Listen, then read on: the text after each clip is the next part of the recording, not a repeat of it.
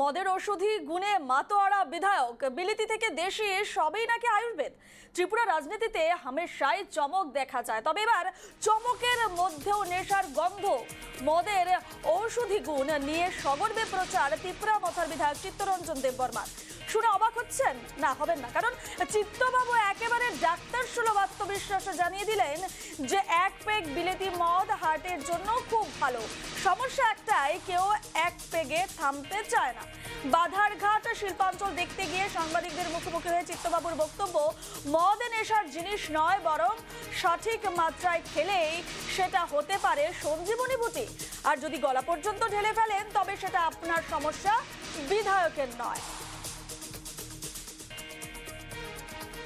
National highway থেকে, যেখানে national highway আছে সেখান থেকে 500 মিটার দূরত্বের মধ্যে কোনো কিনা বলে মদ্য দোকান অর্থাৎ liquor shop, either foreign liquor shop or country liquor shop থাকতে পারবে।